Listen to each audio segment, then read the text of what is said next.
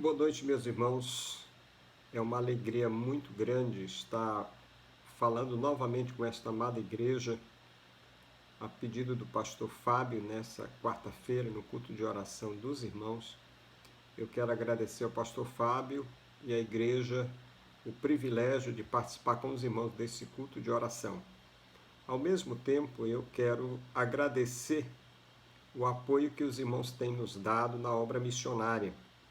Nesse momento de confinamento, nesse momento que a gente passa de distanciamento, afastamento social, sem realização dos cultos como nós tínhamos no passado, é natural que vem sobre nós uma responsabilidade muito grande. A nossa igreja tem 13 famílias de missionários no campo, mais uma missionária no Amazonas e um casal de missionários aguardando essa situação toda para ir a Portugal plantar uma igreja, que é o pastor Evaldo Ivanetti.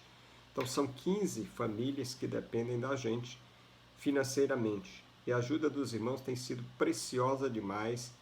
Sem essa ajuda, não sei como a gente estaria fazendo para manter esses missionários no campo. Então Deus os abençoe, Deus recompense todo o esforço, todo o apoio que os irmãos têm dado à obra missionária através da nossa igreja. Estamos juntos naquilo que precisarem e que a gente puder fazer para o avanço da obra missionária no Brasil e no mundo. Pastor Fábio pediu para que a gente refletisse um pouco com os irmãos no Salmo 91. O Salmo 91 é um salmo precioso, muito conhecido, talvez o mais conhecido dos salmos entre o povo evangélico brasileiro, talvez entre os evangélicos no mundo. É um salmo de proteção.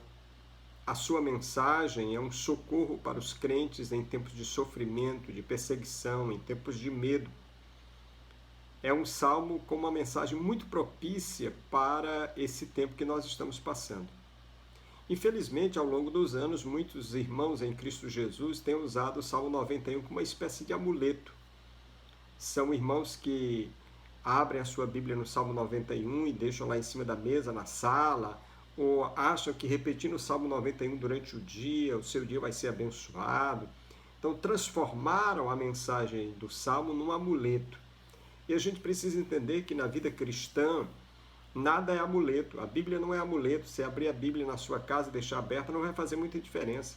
A Bíblia tem uma mensagem para a salvação do homem, para a transformação do homem, para o homem entender a mente de Deus e andar com Deus.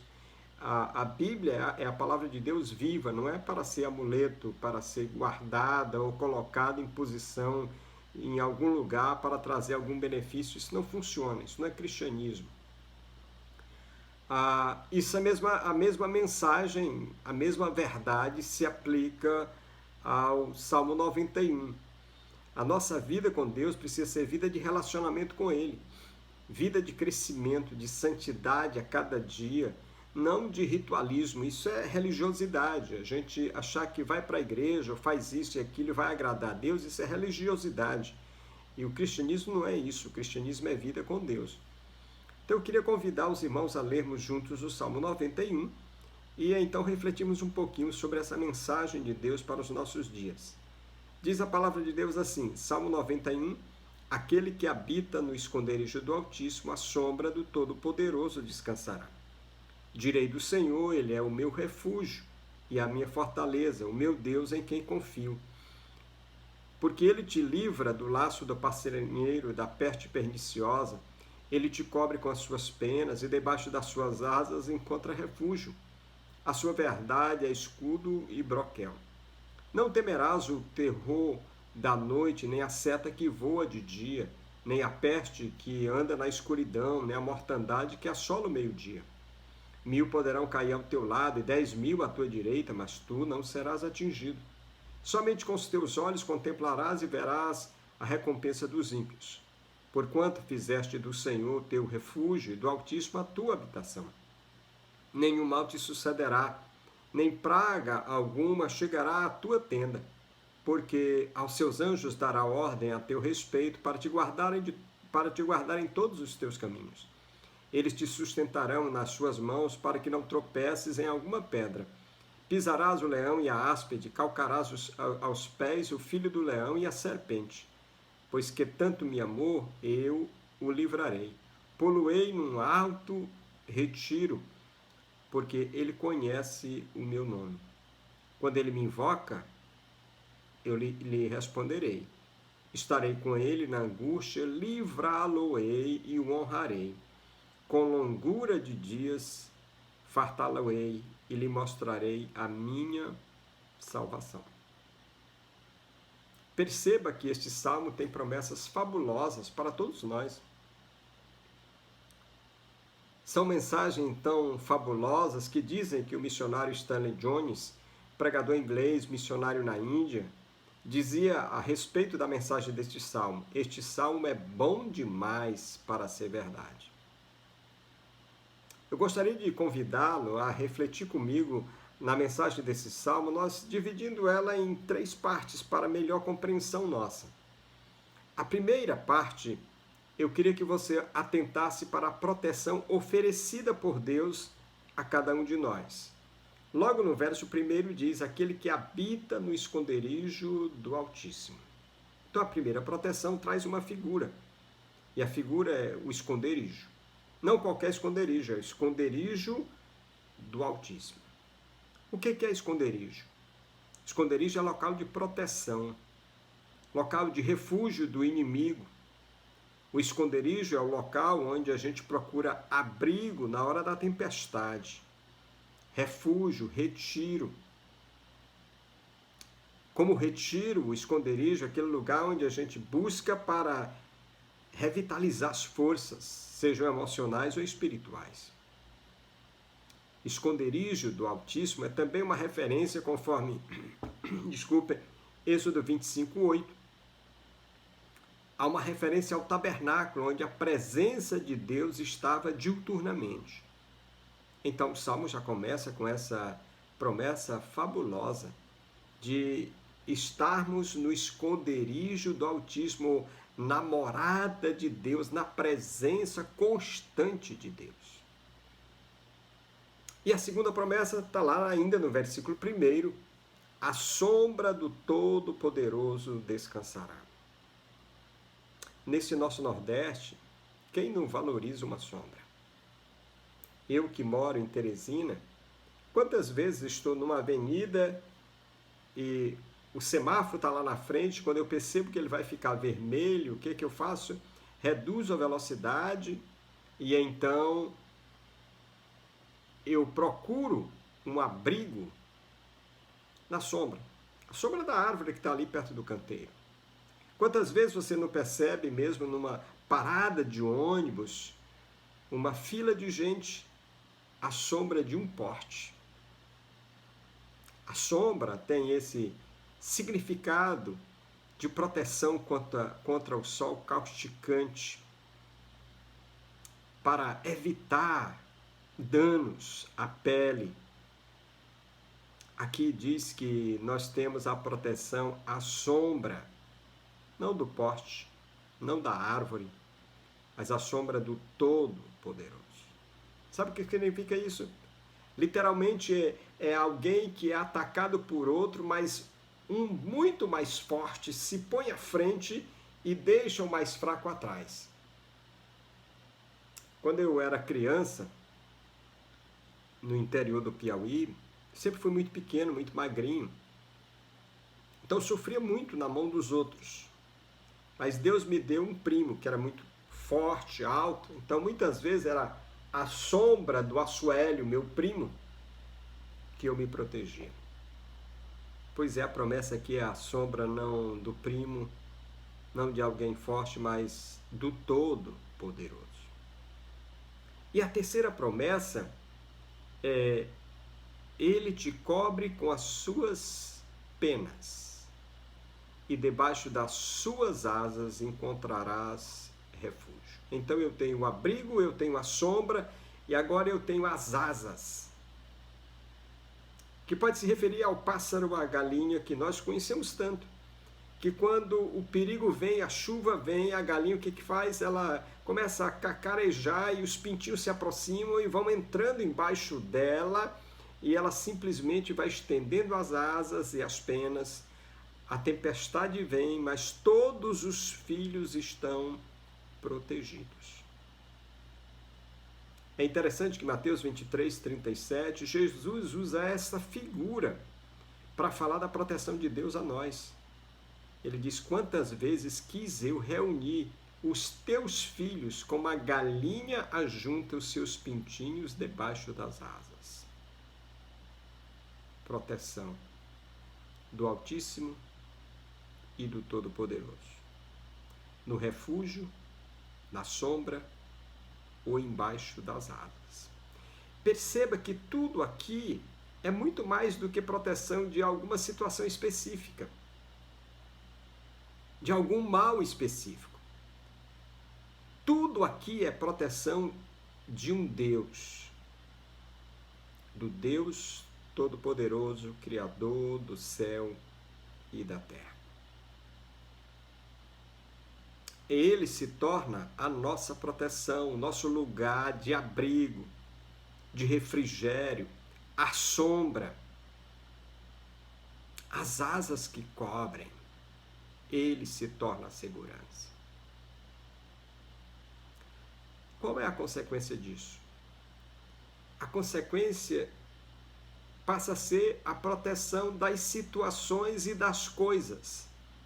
Não porque esse seja o alvo, mas isto é a consequência, porque ele se tornou o abrigo, ele se tornou a sombra, ele se tornou as asas que cobrem. Então, ao se tornar ele a proteção, automaticamente ou consequentemente, as coisas, as situações, as tempestades também serão por nós ou de nós afastadas, distanciadas. Veja que é exatamente o que vai fazer o texto agora. O texto vai dizer que nós somos livres e protegidos contra o inimigo, contra os perigos iminentes, inesperados e até contra aqueles planejados contra nós. O texto fala que nós seremos livres do laço do passarinheiro. Você sabe o que é o laço do passarinheiro, né? Você que é de Presidente Dutra sabe disso. Quando menino, o que eu fazia? Criava pássaros. Então a gente armava o alçaprão. O que era o alçaprão? Era uma parte da gaiola em que a gente montava uma parte que levantava, presa por uma xiringa, como a gente chama aqui, né? Botava a comida do pássaro, então ficava lá. Quando o outro pássaro da gaiola cantava, pelo canto desse, o outro de fora era atraído. Ao ver a comida, ele esquecia o canto do outro e ia para a comida. E quando ele pulava para comer, a armadilha, o alçaprão, fechava. E a gente pegava o pássaro. É assim com o forjo que a gente fazia para pegar o preá, com a arapuca que a gente fazia para pegar codorniz, mesma coisa. O texto é claro em dizer que quando Deus é o nosso abrigo, o nosso refúgio, eu sou protegido contra as armadilhas preparadas contra mim, planejadas contra mim. O verso 8 corrobora exatamente com essa ideia, porque diz que somente com teus olhos contemplarás o inimigo e verás a recompensa deles. Por quê? Porque são esses inimigos que armam propositadamente o laço contra a gente. Mas também diz que nós somos livres da peste perniciosa, das doenças mortais. Nós estamos lidando com a peste perniciosa e uma doença mortal que se espalha rapidamente, que ataca o sistema respiratório e logo mata a pessoa, especialmente os mais idosos que já têm dificuldades respiratórias. Um inimigo invisível. Mas diz também que nós somos protegidos quando fazemos do Senhor o nosso abrigo, a nossa sombra, as asas que nos cobrem. Diz que nós somos protegidos contra os perigos naturais. Veja, terrores da noite, peste que anda na escuridão, seta que voa ao meio-dia, mortandade, seta que voa de dia, mortandade que assola o meio-dia. Quer dizer, de noite e de dia, eu sou protegido. Não importa o que aconteça, o Senhor é a minha proteção. Ele não dorme, ele não cochila. Ele está sempre para guardar e proteger aquele que põe nele a sua confiança. E ainda vai falar da mortandade. 1000 poderão cair ao teu lado, 10.000 à tua direita, tu não serás atingido. Aí lembra muito o coronavírus, né?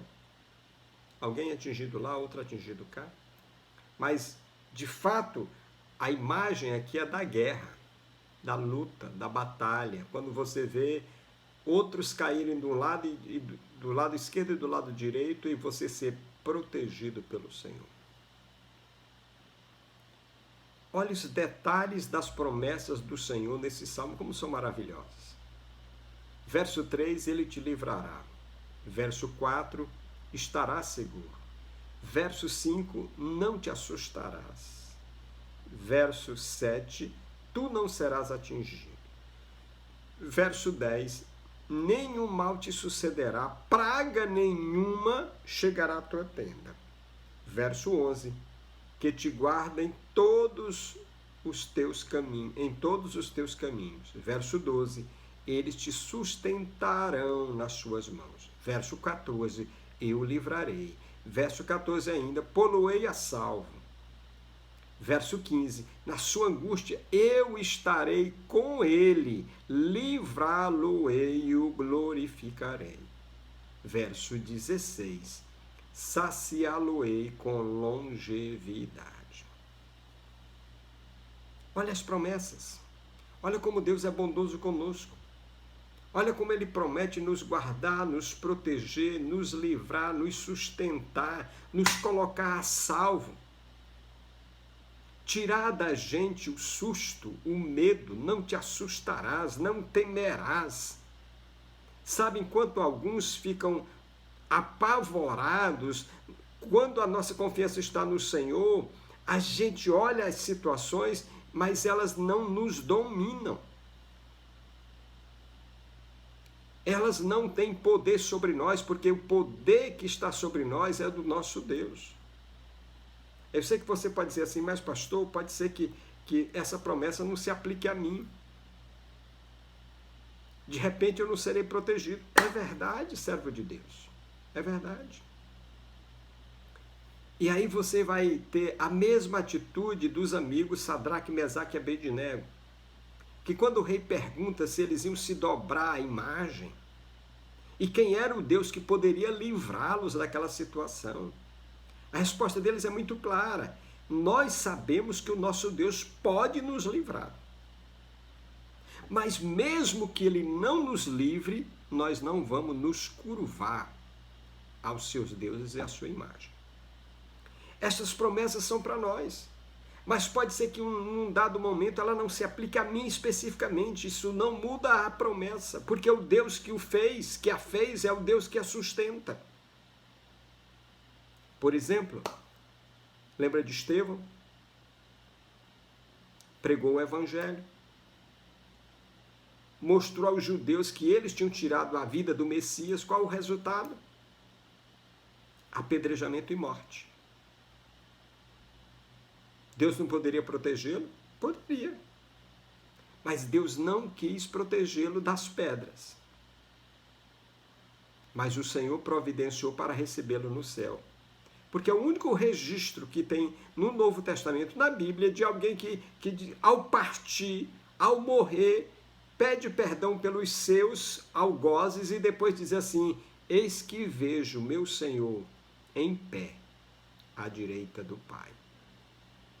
Sabe o sentido literal? É assim, o Senhor diz, servo, eu não vou te proteger dessa morte não. Tu vais passar por ela. Mas eu estou aqui te esperando. E ele fica em pé para recebê-lo no céu.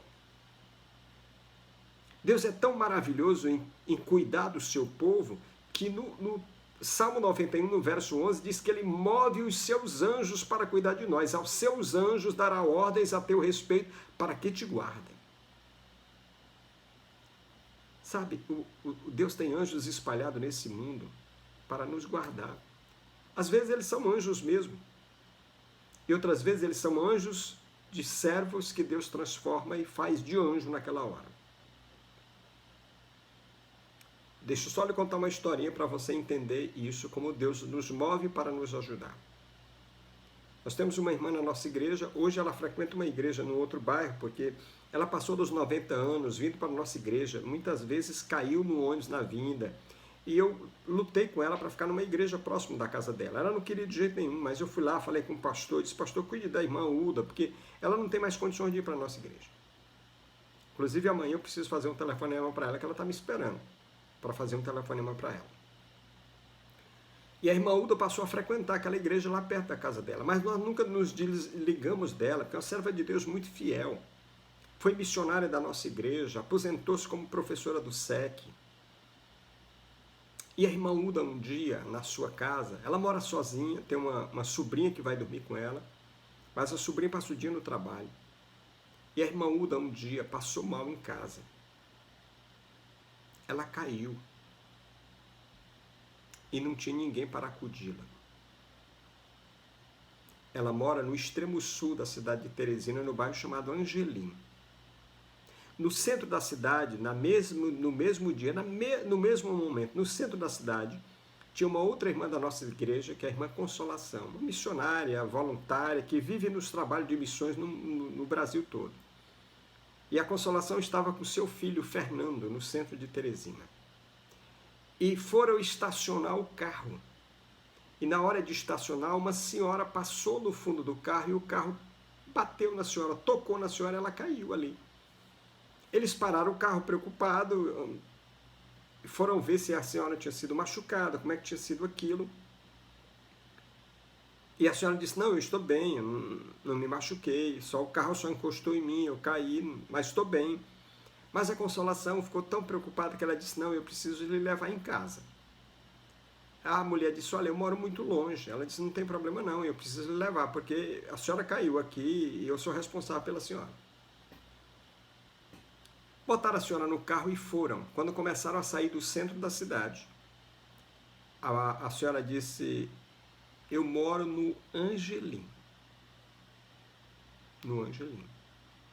E a Consolação disse, olha, eu tenho uma amiga que mora no Angelim. Aí disse, é a irmã Uda, uma senhora da nossa igreja.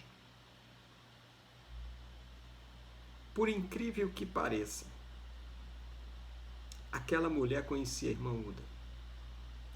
Por mais incrível que pareça, quando a Consolação foi deixar a mulher em casa, ela indicou onde era a casa da irmã Uda. Então deixaram a mulher em casa e depois passaram na casa da irmã Uda. E sabe qual foi a hora exata que eles chegaram em casa? Pois é, quando a irmã Uda estava caída no chão, sem ter ninguém para ajudar. Quando a Consolação bateu na porta, no portão, ela se arrastou até o portão e abriu o portão. E a Consolação a socorreu. Deus move os seus anjos, verso 11, para que te guardem, para que te ajudem. Deus tem sempre um meio de proteger o seu povo. Agora, eu queria que você entendesse que isso não é algo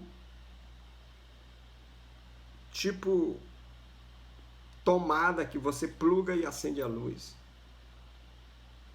Eu queria que você entendesse que isso não é algo como um amuleto. Ah, eu leio o Salmo 91, então Deus vai fazer isso comigo, vai me proteger e etc.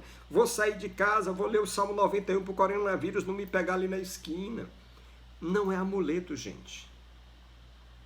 Não é amuleto. Olha a condição que a palavra diz nesse texto para Deus nos botar no seu refúgio, para Deus nos guardar na sua sombra ou para ele nos botar embaixo das suas asas. Verso 2. Veja lá. Direi do Senhor, Ele é o meu Deus. Ele é o meu refúgio, a minha fortaleza, o meu Deus em quem confio. Olhe, o pronome vai para o pessoal.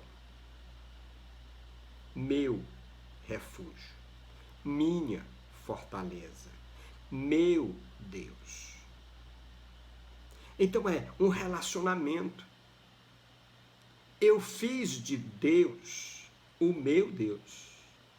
Eu fiz do Senhor o meu refúgio. Eu fiz dele a minha fortaleza. Sabe, eu gosto de citar sempre o texto da experiência de Tomé.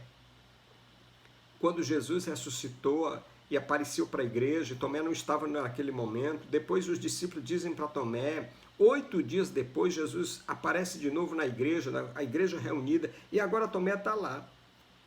E Jesus sabia do que ele tinha dito, que ele só ia acreditar se metesse os dedos nas feridas, etc. E Jesus vai se dirigir a ele. Tomé, vem cá, põe os teus dedos. E quando ele contempla o Senhor, a expressão é Senhor meu e Deus meu. Não era apenas Senhor, era meu Senhor. Não era apenas o Deus de todos ou sobre todos, era meu Deus, Senhor meu e Deus meu. Pessoalidade. Pessoalidade. Você precisa fazer do Senhor o seu Senhor, você precisa fazer dele o seu Deus, você precisa amá-lo, como diz o Senhor Jesus, de todo o coração, com toda a alma e com todo o seu entendimento.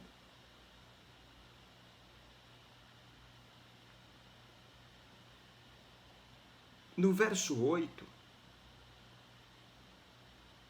o Senhor reconhece isso. O Senhor vai dizer assim, porquanto fizeste do Senhor o teu refúgio e do Altíssimo a tua habitação. O salmista toma a decisão pessoal e depois o Senhor reconhece que ele fez isso. O Senhor olha para ele e vê nele alguém que fez do Senhor o seu refúgio e a sua habitação.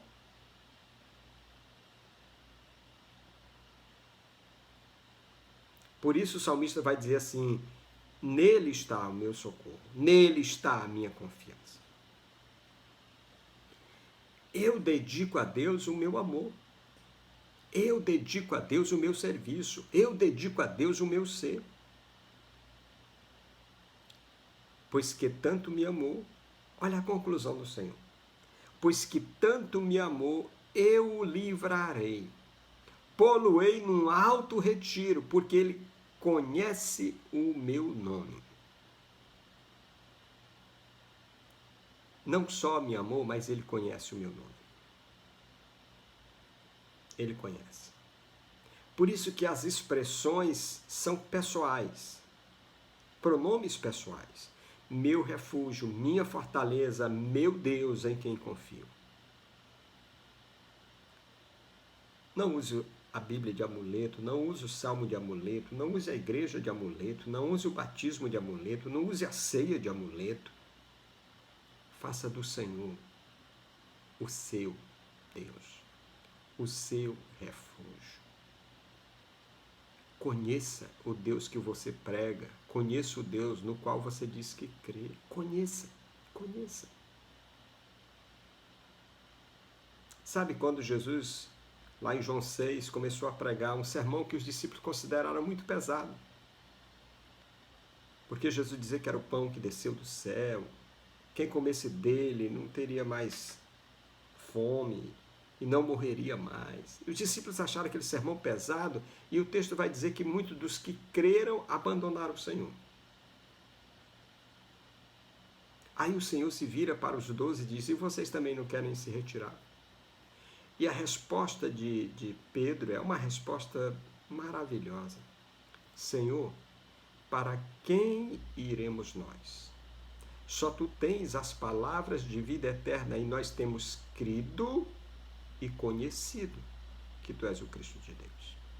Pedro diz, olha, Senhor, nós não temos para onde ir, nós não temos mais a quem seguir a não ser o Senhor.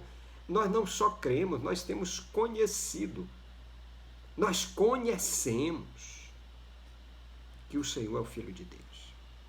Sabe, muitas vezes a gente sabe coisas de Deus, a gente sabe verdades de Deus, a gente sabe verdades da Bíblia, mas nós não conhecemos o Senhor, nós não convivemos com Ele. Nós não temos essa pessoalidade de dizer é o meu Deus. Os nossos testemunhos muitas vezes são testemunhos da vida dos outros, do que Deus faz na vida dos outros. Mas quando a gente pergunta, e o que Ele tem feito na minha vida? Qual é o meu testemunho? Qual é o meu testemunho? Qual é o seu testemunho? Sabe, a conclusão dessa mensagem, desse salmo, é que o Senhor é mais do que proteção nessa vida. Que o Senhor, para os seus, Ele é mais do que proteção contra vírus, ou contra doença, ou contra coisa desse tipo. Olhe dos versos 14 a 16, para você perceber que quando temos o Senhor na nossa vida, quando Ele é o nosso refúgio, quando Ele é a nossa sombra, quando Ele é aquele que nós entramos embaixo das asas para nos guardar, a proteção é muito mais do que proteção contra situações, enfermidades. Veja o verso 14 a 16. Pois que tanto me amou, é o Senhor que está dizendo. Pois que tanto me amou, eu o livrarei. Pô-lo-ei num alto retiro, porque ele conhece o meu nome. Quando ele me invocar, eu lhe responderei. Estarei com ele na angústia. O Senhor não disse que não vai ter angústia. O Senhor não disse que vai livrá-lo da angústia, não, mas eu estarei com ele na angústia. Lembra do Salmo 23? Ainda que eu ande pelo vale da sombra da morte, a possibilidade de passar existe. Vou passar pelo vale da sombra da morte, mas tu estarás comigo. A tua vara e o teu cajado me consolam. É o que o Senhor diz aqui. Ainda que passe pela angústia, na angústia estarei com ele, livrá-lo-ei e o honrarei. Com longuras de dias fartá-lo-ei e lhe mostrarei a minha salvação. A salvação de Deus não inclui só salvar agora. A salvação de Deus inclui salvar para sempre. Está sempre com Ele. Hoje e sempre. Conhecê-lo hoje e conhecê-lo plenamente depois daqui. Porque Ele é o Deus que dá vida e sustenta a vida. Porque Ele é o Deus que ainda que eu morra, Ele me ressuscitará. E se eu não morrer, Ele me levará para Ele. Eu tenho segurança no Senhor sempre. E você pode ter segurança no Senhor sempre. Faça dele o seu refúgio, o seu esconderijo. Faça dele a sombra na hora do sol quente que lhe atacar. Esconda-se embaixo das suas asas quando o perigo aparecer. Mas faça do Senhor o seu Deus. E que você diga, Ele é o meu Deus. E que Ele diga de você, porque Ele me amou, porque Ele confiou em mim, eu estarei com Ele. Deus te abençoe. Deus te guarde. E que Ele seja de fato o seu refúgio, aqui e para sempre.